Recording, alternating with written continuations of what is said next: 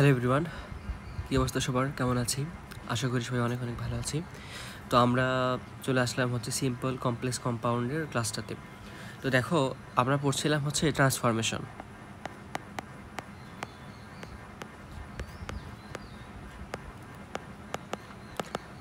ট্রান্সফরমেশনের বেশ কয়েকটা ভাগ আছে। প্রথম যে ভাগ সেটা হচ্ছে অ্যাফার্মেটিভ থেকে নেগেটিভ করা, এরপরে সেটা হচ্ছে আমরা ইন্টারোগেটিভ ছিল, 3 নম্বরে ছিল হচ্ছে ইম্পারেটিভ। সো এটা আমরা প্রথম দুইটা ক্লাসে এটা করে ফেলেছি। আচ্ছা, তারপর আমরা 4 নম্বরে শিখলাম হচ্ছে ভাইয়া ভয়েস চেঞ্জ। ভয়েস চেঞ্জের আমরা এখানে 3টা ক্লাস দিছি, এটা হচ্ছে 1 প্লাস 2। ভয়েস চেঞ্জে এখানে 3টা আছে, 1 2 3টা পার্ট আছে। এরপরে আমরা আরেকটা চেঞ্জ শিখছি, সেটা হচ্ছে ডিগ্রি। ডিগ্রির আমরা একটা ক্লাস করছি, 1 নাম্বার ক্লাস, এবং আজকে আমরা শুরু করতেছি হচ্ছে simple complex compound.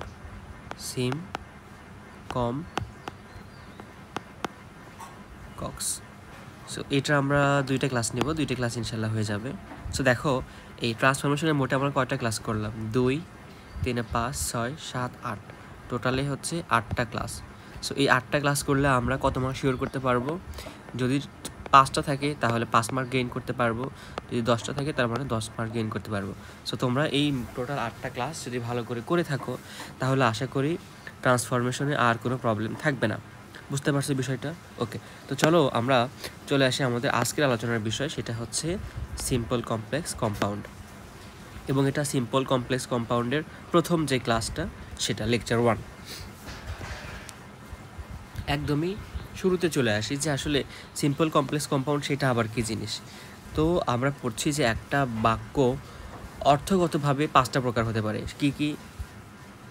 Assertive, interrogative, imperative, objective, exclamatory. এটা হচ্ছে যে বাক্যের অর্থের উপর ভিত্তি করে। তবে যদি আমরা বাক্যের স্ট্রাকচার বা গঠনগতের উপর ভিত্তি করে সেন্টেন্সকে প্রকার করতে চাই, সেই ক্ষেত্রে আমরা 5টা পাবো না, পাবো হচ্ছে 3টা। সেটা কি কি? সিম্পল, কমপ্লেক্স এবং কম্পাউন্ড। তার মানে সেন্টেন্স। তো এই সেন্টেন্সকে যদি আমরা গঠনগত বা স্ট্রাকচার এর ওপর ভিত্তি করে ভাগ করতে চাই, তাহলে কয়টা ভাগ পাবো? 3 ভাগে ভাগ করা যায়। কি কি সেগুলো লিখে দিই। প্রথম নাম্বারে সেটা হচ্ছে সিম্পল, এরপরে হচ্ছে কমপ্লেক্স, এবং তারপরে হচ্ছে কম্পাউন্ড। দেখো, এগুলোর বাংলাও আছে। সিম্পল সেন্টেন্স মানে হচ্ছে সরল বাক্য, কমপ্লেক্স সেন্টেন্স মানে হচ্ছে জটিল বাক্য, এবং ফাইনালি কম্পাউন্ড মানে হচ্ছে যৌগিক বাক্য। তোমরা অলরেডি এগুলো আগের ক্লাসগুলোতে শিখে আসছো, তারপর আমি একটু রিভিউ করে দেওয়ার জন্য আর কি এগুলো পড়ছি। তার মানে যদি সেন্টেন্সকে আমরা গঠন বা স্ট্রাকচারের উপর ভিত্তি করে কয়েকটা ভাগ করতে চাই, তখন আমরা এরকম 3টা ভাগ পাবো। যেমন ধরো, যদি আমরা বলি আই অ্যাম এ বয়, তারপরে বলি হি ইজ পোর, ধরো হচ্ছে যে দো he is poor, he is honest. এবং আরেকটা বাক্য ধরো, he is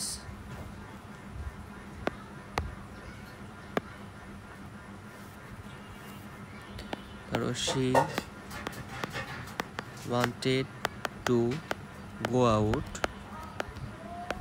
but it started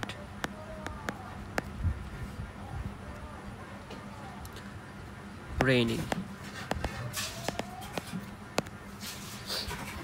so এখানে আমরা 3 ধরনের বাক্য দেখতে পাচ্ছি। প্রথম যে বাক্য সেটা হচ্ছে যে আই অ্যাম এ বয়, দ্বিতীয় বাক্য দো he is poor he is honest, এবং তৃতীয় বাক্য she wanted to go out but it started raining.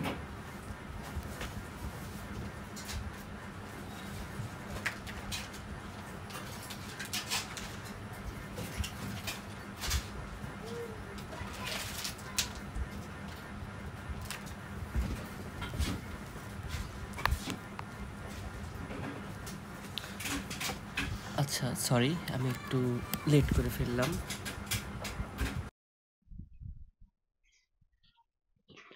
So খেয়াল করো আমরা কি দেখছিলাম, যে এখানে 3 ধরনের বাক্য আছে এবং 3 ধরনের বাক্য আলাদা আলাদা স্ট্রাকচারে আছে।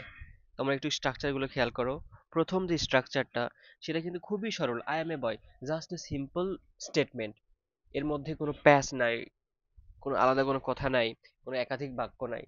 তার মানে এই বাক্যটা হচ্ছে সিম্পল সেন্টেন্স। ওকে, এরপরে দো he is poor he is honest. দেখো, যদিও সে গরিব তারপরে কিন্তু সৎ। এখানে একটা প্যাচ যুক্ত কথা বলা হচ্ছে, যে সে গরিব হলেও কিন্তু সৎ। তার মানে একদম সহজ একটা বাক্য না, এটাকে আমরা বলি হচ্ছে জটিল বাক্য বা কমপ্লেক্স সেন্টেন্স। এবং আর লাস্টের যে বাক্যটা, she started to go out but it started raining, এটাকে বলা হয় যৌগিক বাক্য। কিভাবে? এখানে দুইটা বাক্য আছে, she wanted to go out, out পর্যন্ত একটা, এবং তারপরে it started raining, এইটা একটা বাক্য। সো দুইটা মিলে যদি একটা ফুল বাক্য হয়, তখন সেই বাক্যকে আমরা কি বলি? যৌগিক বাক্য, বা হচ্ছে ভাইয়া কম্পাউন্ড সেন্টেন্স। বোঝা গেল বিষয়টা? আশা করি তোমরা বুঝতে পারছো। এবার চলো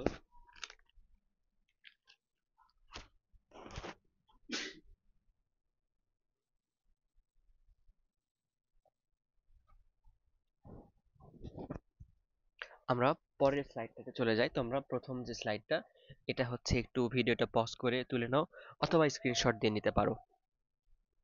ওকে, তো এই যে দেখো আমরা সিম্পল, কমপ্লেক্স, কম্পাউন্ড এগুলো পড়লাম। এগুলো আসলে কিসের উপর ভিত্তি করে এই সিম্পল, কমপ্লেক্স, কম্পাউন্ডটা হলো? এগুলো অ্যাকচুয়ালি স্ট্রাকচার তো গেলই, স্ট্রাকচারের পাশাপাশি আমরা স্ট্রাকচার যে ভিন্ন হলো, এটার অন্যতম কারণ হচ্ছে ভাইয়া, যে এখানে ক্লজ যেগুলো ব্যবহার হয়েছে তার উপর। কিসের উপর? ক্লজের উপর। সো একটি বাক্যে ক্লজের ধরন ও সংখ্যার উপর নির্ভর করে বাক্যকে এই তিনটা ভাগে ভাগ করা যায়। কার উপর নির্ভর করে? ক্লজের উপর। তাহলে লিখি যে একটি বাক্যে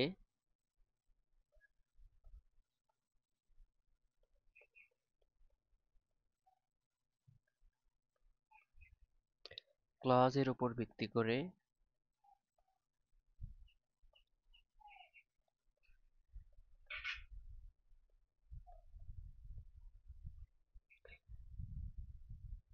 এবং ক্লজের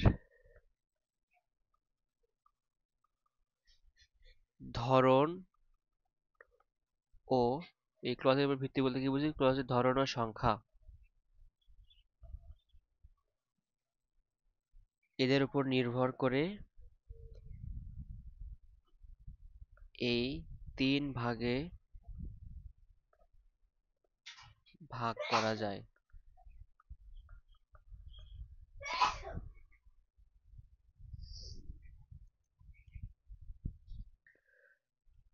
সো এটা আমরা বুঝতে পারলাম ক্লজ এর। এখানে একটু চেঞ্জ করে নেই, ধরন ও সংখ্যা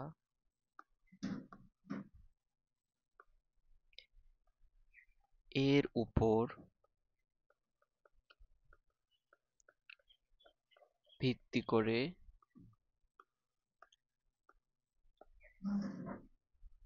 এই তিন ভাগে ভাগ করা যায়।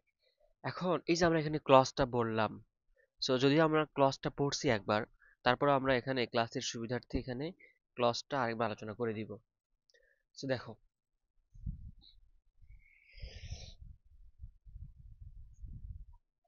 যে তোমার এখন প্রশ্ন হতে পারে যে ভাইয়া হোয়াট ইজ ক্লজ, যে ক্লজ আসলে কি? What is clause. So normally clause মানে হচ্ছে বাক্যাংশ। বাক্যাংশ বলতে আমরা কি বুঝি, যে অনেকগুলো ওয়ার্ড যদি একটা অর্থ তোমার হচ্ছে সরবরাহ করে, সেই ক্ষেত্রে তাকে বলা হয় ক্লজ। মানে কি, a clause is a group of words that contains at least a subject and a finite verb. It's called a clause. A clause may form a sentence or a part of a sentence. তার মানে এই যে clause, এটা একটা ফুল বাক্য হতে পারে অথবা একটা বাক্যের অংশ হতে পারে। তার মানে আমরা এখানে ক্লজে কি কি পাচ্ছি দেখো, আমি যদি লিখে দিই যে a clause is a group of words that contains at least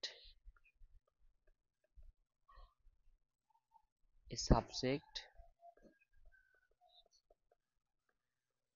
and a finite verb. তার মানে কি, একটা ক্লজে একটা হচ্ছে সাবজেক্ট থাকবে এবং একটা হচ্ছে ফাইনাইট ভার্ব থাকবে, তবে আমরা সেটাকে ক্লজ বলতে পারবো।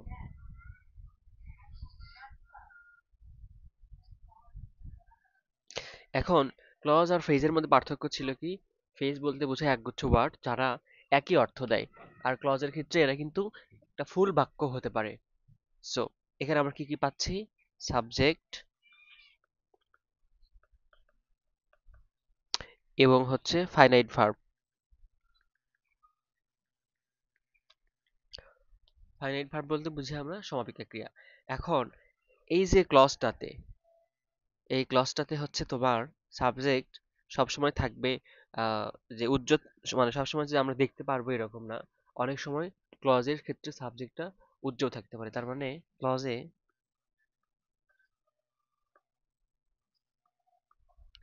সাবজেক্ট উজ্জ্বল ও থাকতে পারে।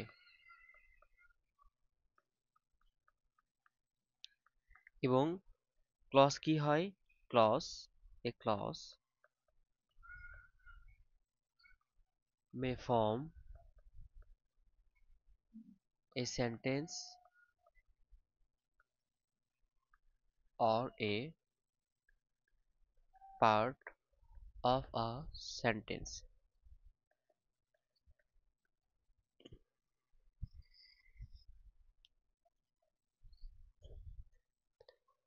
আশা করি আমাদের দ্বিতীয় যে পেজটা, এটা তোমরা বুঝতে পারছো। এখন তোমরা হচ্ছে এই যে ভিডিওটা পজ করে এগুলো তুলে নাও, অথবা এখান থেকে স্ক্রিনশট দিয়ে রাখো, পরে তুলে নিও।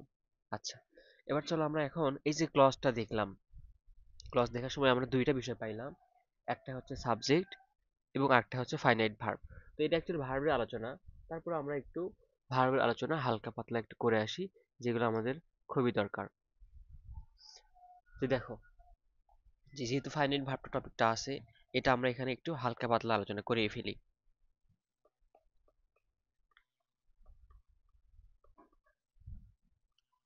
কোন কালারটা ইউজ করব, হুইচ কালার, এই কালার দেখা যাবে? আচ্ছা, দেখা যাবে।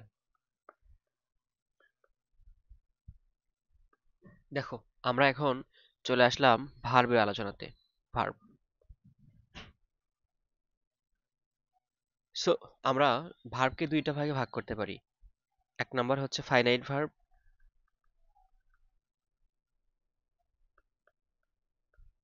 এবং দুই নাম্বারটা হচ্ছে নন finite verb.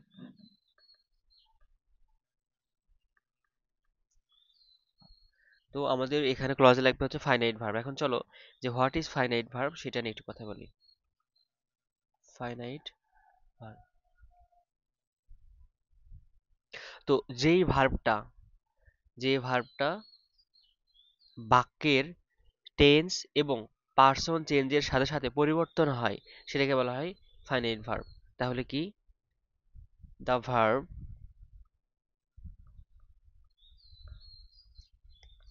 Which is limited that means it changes its form according to subject এবং সাবজেক্টের কি সাবজেক্টের হচ্ছে পার্সন নাম্বার অ্যান্ড টেন্স। তার মানে দেখো ফাইনাইট ভার্ব হচ্ছে সাবজেক্ট যদি চেঞ্জ হয় এই এফভিও চেঞ্জ হবে এবং যদি টেন্স চেঞ্জ হয় এই ফাইনাইট ভার্বও চেঞ্জ হবে।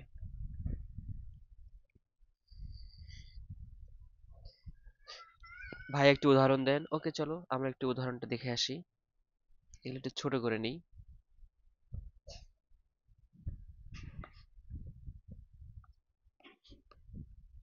একদম প্রথমে চলে আসো। দেখো আমি একটা বাক্য বলি, এই একটা বাক্য দিয়ে আমাদের সবগুলো পড়া হয়ে যাবে।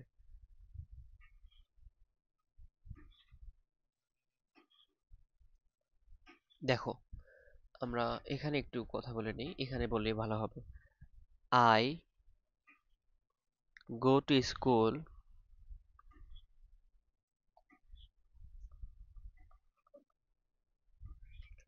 To learn. আমি স্কুলে যাই কি করতে, কোনো কিছু শিখতে। তো এটা যদি আয়ের জায়গায় যদি পার্সন চেঞ্জ করি তাহলে কি হয়, he goes to school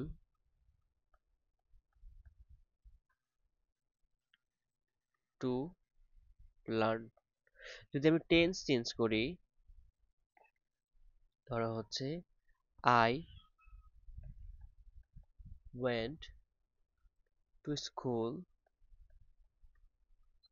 to learn. এখন দেখো তোমরা আসলে বুঝতে পারছো কিনা বিষয়টা। দেখো আই এরপরে হি হয়ে গেল।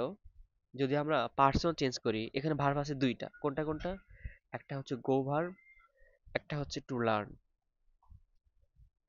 সো দুইটা ভার্ব, এটা হচ্ছে তোমার 1 নাম্বার ভার্ব এবং এটা হচ্ছে 2 নাম্বার ভার্ব। দেখো যখন পার্সন চেঞ্জ হয়ে গেল, 1 নাম্বার ভার্বটা তখন হয়ে গেল গো থেকে গোস, গো থেকে কি হয়ে গেল গোস। এবং টু লার্নটা কিন্তু কোনো পরিবর্তন হয়নি। হি সাবজেক্ট চেঞ্জ হলেও টু লার্নটা কোনো পরিবর্তন হয়নি। আবার দেখো যখন টেন্সের পরিবর্তন হয়ে গেল তখন 1 নাম্বার ভার্বটা হয়ে গেল ওয়েন্ট। তার মানে এবারও কিন্তু চেঞ্জ হয়ে গেল, কিন্তু টু লার্ন এবারও সেম থাকলো। তোমরা দেখো বিষয়টা বুঝতে পারলা কিনা, যে একটা ভার্ব সাবজেক্ট বা টেন্স পরিবর্তনের সাথে সাথে পরিবর্তন হচ্ছে এবং একটা ভার্ব সাবজেক্ট বা টেন্স পরিবর্তনের সাথে সাথে পরিবর্তন হচ্ছে না। তার মানে এখানে ঘটনা আছে। 1 নাম্বার যে ভার্ব যেটা চেঞ্জ হচ্ছে সেটাকে বলা হয় ফাইনাইট ভার্ব, আর যে ভার্বটা চেঞ্জ হচ্ছে না তাকে বলা হয় নন ফাইনাইট ভার্ব। বিষয়টা বোঝা গেল ভাইয়া, যে হোয়াট ইজ ফাইনাইট ভার্ব এবং what is non finite verb. Okay, এবং ফাইনাইট ভার্বটা তাহলে কি, এটা হচ্ছে চেঞ্জেবল আর এটা হচ্ছে নন চেঞ্জেবল। ঠিক আছে, এবার তাহলে এখানে আমরা হচ্ছে নন ফাইনাইটের সংজ্ঞাটা লিখে ফেলি। এটা আসলে লিখতে হবে না, তোমরা এমনিতে পারবা এখন, যে নন ফাইনাইট। নন ফাইনাইট ভার্ব কি হয়, নন ফাইনাইট ভার্বের ক্ষেত্রে এগুলো হচ্ছে চেঞ্জ হয় না, সো নো চেঞ্জ। আশা করি তোমরা ফাইনাইট এবং নন ফাইনাইট ভার্বের বিষয়টা বুঝতে পেরেছো এবং খুব ভালোভাবে বোঝার কথা। এটা আমাদের এখন লাগবে, আবার আমরা যখন রাইট ফর্ম ভার্ব শিখবো তখনও লাগবে। তার মানে এই ফাইনাইট এবং নন ফাইনাইট ভার্বটা সবসময় আমাদের কাজে লাগবে। সো এটা শিখে রাখা খুবই ভালো কাজ। এখানে আমরা একটা বক্স দিই।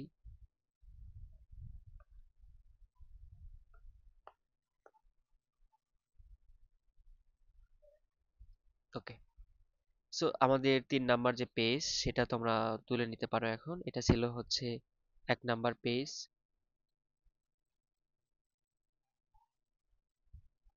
এরপরে এটা আমাদের হচ্ছে সেকেন্ড পেজ এবং ভার্বের আলোচনা এটা আমাদের হচ্ছে 3 number page.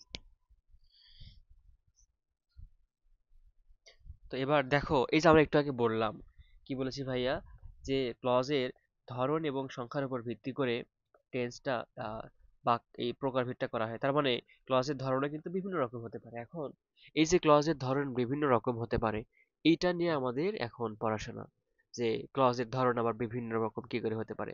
So clause mainly হচ্ছে 3 প্রকার। ক্লজ আর 3 কাইন্ডস। প্রথম যে প্রকার সেটা হচ্ছে ইন্ডিপেন্ডেন্ট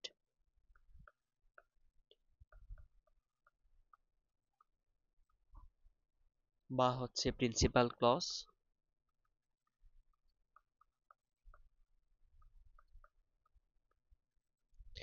এরপরে 2 নম্বরে ডিপেন্ডেন্ট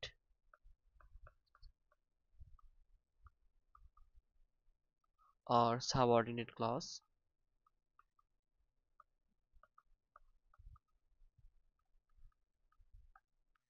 এবং ফাইনালি হচ্ছে কো অর্ডিনেট ক্লজ। তো এই যে 3টা প্রকার এগুলোর আবার হচ্ছে আমরা একটু ডিটেলসে পড়বো। একদম প্রথমে আসো, একদম প্রথমে যে ভাইয়া principal clause. Principal clause. So principal clause আবার কি? যে ক্লজটি পড়ার পর তোমার মনে কোনো প্রশ্নই আসবে না, যে আর কোনো প্রশ্ন থাকবে না, অর্থাৎ বাক্যটা সম্পূর্ণ বা পরিপূর্ণ অর্থ প্রকাশ করে, সেটাই হচ্ছে প্রিন্সিপাল ক্লজ। তার মানে কি? যে বাক্যটি পড়ার যেটা হচ্ছে প্রিন্সিপাল ক্লজ বলতে আমরা বুঝি একদম একটা সম্পূর্ণ বাক্য। সম্পূর্ণ বাক্য। আচ্ছা, এখন একটা সম্পূর্ণ বাক্য কি কি থাকে বলতো? একটা সম্পূর্ণ বাক্যে কি থাকবে? একটা সাবজেক্ট থাকবে, একটা হচ্ছে ফাইনাইট ভার্ব থাকবে। তার মানে প্রিন্সিপাল ক্লজের বৈশিষ্ট্য কি? সম্পূর্ণ বাক্য বা সম্পূর্ণ অর্থ প্রকাশ করবে, এবং যেহেতু সম্পূর্ণ বাক্য এজন্য এখানে একটা সাবজেক্ট এবং একটা ফাইনাইট ভার্ব থাকবে। একটা সাবজেক্ট এবং একটা ফাইনাইট ভার্ব থাকবে। আমরা অলরেডি কিন্তু ফাইনাইট ভার্ব সম্পর্কে পড়ে এসেছি। সো যেমন ধরো যদি আমরা একটা উদাহরণ দিতে চাই যে I see a bird. I see a bird. এখানে দেখো আই সি, হি সিস এরকম করে কিন্তু তারপরে হচ্ছে আই স ভার্বটা চেঞ্জ হয়। তার মানে এটা হচ্ছে ফাইনাইট ভার্ব এবং আইটা হচ্ছে সাবজেক্ট। সো একটা ফাইনাইট ভার্ব, একটা সাবজেক্ট আছে। কয়টা? একটা করে। একটা একটা ফাইনাইট ভার্ব, একটা সাবজেক্ট আছে, যার কারণে এটা হচ্ছে প্রিন্সিপাল ক্লজ এবং এটা সম্পূর্ণ একটা অর্থ প্রকাশ করে। এরপরে দেখো, এরপরে হচ্ছে কি? Subordinate clause. এবং দেখো প্রিন্সিপাল ক্লজ আমরা বললাম ডিপেন্ডেন্ট ক্লজ। তার মানে এই বাক্যের অর্থ প্রকাশ করতে অন্য কোনো বাক্য বা ক্লজের উপর কিন্তু নির্ভর করতে হয়নি। যদি আমরা চলে আসি হচ্ছে সাবঅর্ডিনেট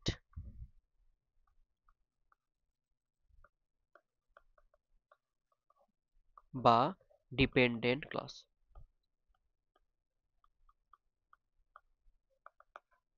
সেটা কিরকম ভাইয়া? এবার 2টা বাক্য থাকবে যার একটা ফুল অর্থ প্রকাশ করবে এবং আরেকটা ফুল অর্থ প্রকাশ করবে না। তার মানে যে ক্লজটি পড়ার পর তোমার মনে প্রশ্ন আসবে যে বাক্যটি সম্পূর্ণ হচ্ছে না, অথবা বাক্যটি অসম্পূর্ণ থেকে যাবে, মানে কি পরিপূর্ণ অর্থ প্রকাশ করবে না, সেটাই কিন্তু হচ্ছে সাবঅর্ডিনেট ক্লজ। কিরকম করে? যেমন দেখো আমি যদি তোমাকে বলি যে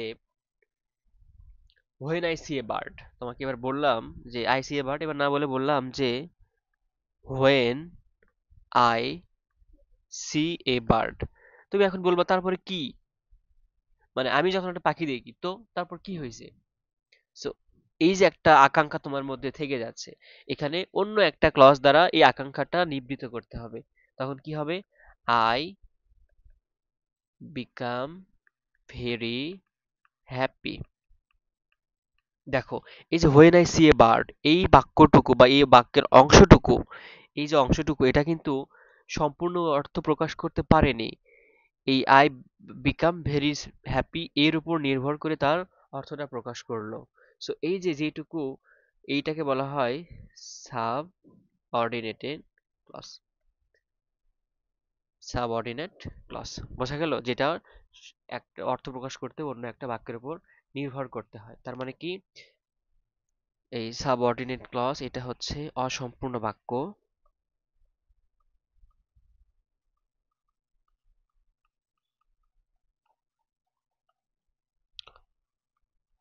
অর্থ প্রকাশে প্রিন্সিপাল ক্লজের উপর নির্ভরশীল।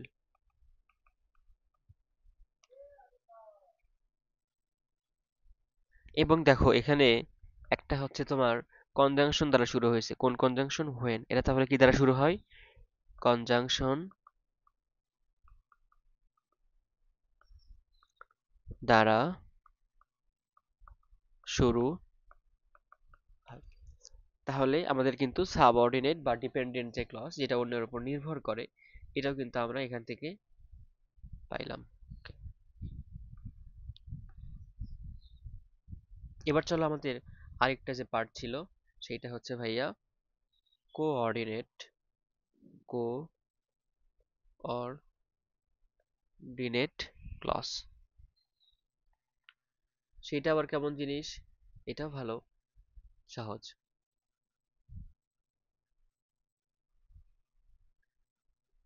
যদি কোনো বাক্যে দুইটা দুইটাই ইন্ডিপেন্ডেন্ট ক্লজ থাকে,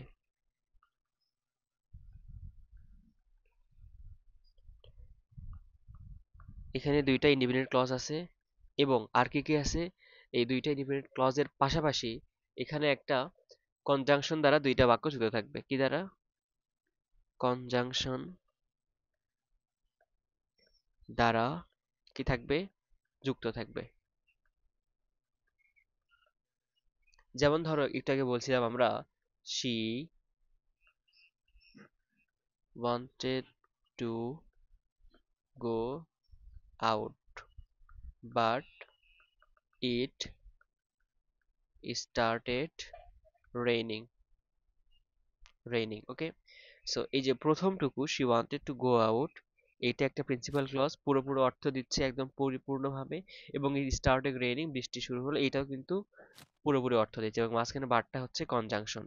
so principal clause one, principal clause two, দুইটা মিলে একটা বাক্য গঠন করছে। এবং এই যে দেখো, দুইটা যৌগিক বাক্য হয়ে গেছে, মানে দুইটা সম্পূর্ণ বাক্য এখানে আছে। এই জন্য এটাকে বলা হয়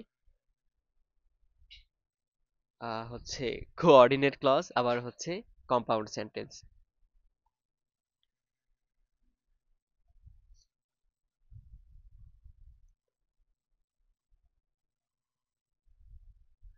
আচ্ছা, সো এটাকেও আমরা কোঅর্ডিনেট ক্লজ বলবো, এইটাকেও আমরা কোঅর্ডিনেট ক্লজ বলবো।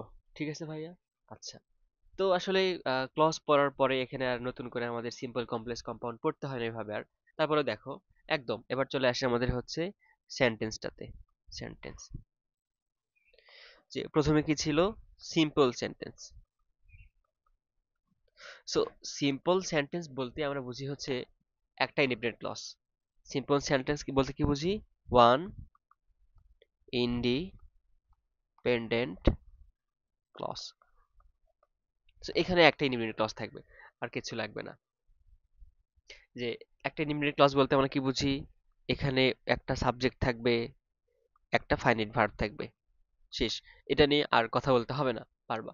এরপরে কমপ্লেক্স সেন্টেন্স, এরপরে দুই নম্বরে হচ্ছে কমপ্লেক্স সেন্টেন্স। সো এই যে কমপ্লেক্স সেন্টেন্স, এখানে কি কি থাকবে? একটা হচ্ছে তোমার ইন্ডিপেন্ডেন্ট ক্লজ, একটা হচ্ছে ডিপেন্ডেন্ট ক্লজ। কি দ্বারা যুক্ত হবে? সাবঅর্ডিনেটিং কনজাংশন দ্বারা যুক্ত হবে। তার মানে কি? One independent clause, one dependent clause, এবং সাবঅর্ডিনেটিং কনজাংশন। ভাইয়া এক্সাম্পল দিলে ভালো হয়। হ্যাঁ, ঠিক আছে। তারপরে দেখো, যে যদি আমরা এভাবে বলি যে, অন্য একটা কালার ইউজ করি, we learn English so that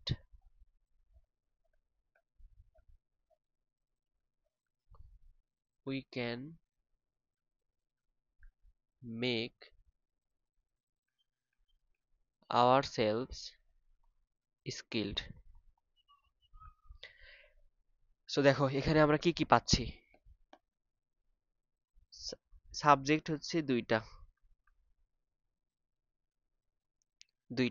এখানে ফাইনাইট ভার্বও দুইটা, লার্ন, মেক। তারপরে তোমার এখানে একটা সাবঅর্ডিনেটিং ক্লজ আছে, হচ্ছে সাবঅর্ডিনেট কনজাংশন আছে এখানে, সো দ্যাট। এবং এখানে ডিপেন্ডেন্ট কোনটা, ইন্ডিপেন্ডেন্ট কোনটা, এটা তোমাদের হচ্ছে বুঝতে হবে। যে দেখো, উই লার্ন ইংলিশ, আমরা ইংরেজি শিখি, so that we can make ourself skilled. আমি যদি তোমাকে শুধুমাত্র বলি so that we can make ourself skilled, so তখন কিন্তু অর্থটা প্রকাশ পাচ্ছে না। সো এইটুকু, so that we can make ourself skill, এইটুকু হচ্ছে ডিপেন্ডেন্ট ক্লজ। আর প্রথমটুকু উই লার্ন ইংলিশ, এটা হচ্ছে ইন্ডিপেন্ডেন্ট ক্লজ, এটা হচ্ছে ডিপেন্ডেন্ট ক্লজ। এবং দুইটা কি দ্বারা যুক্ত হয়েছে, সাবঅর্ডিনেটিং যে কনজাংশন সেগুলো দ্বারা যুক্ত হয়েছে। এখন এই যে বললাম যে সাবঅর্ডিনেটিং কনজাংশন, বেশ কিছু সাবঅর্ডিনেটিং কনজাংশন আছে। সাবঅর্ডিনেটিং কনজাংশন কি কি ভাইয়া, একটু লিখে দেন। ওকে, দো, although, that, so that, because, since, as, after, before, when, which, who, however, if, unless. So এগুলো হচ্ছে কি সাবঅর্ডিনেটিং কনজাংশন, এগুলো দ্বারা যদি কোনো বাক্য যুক্ত হয় তখন সেটাকে আমরা বলি হচ্ছে কমপ্লেক্স সেন্টেন্স। ওকে, এবার চলো কম্পাউন্ড সেন্টেন্স।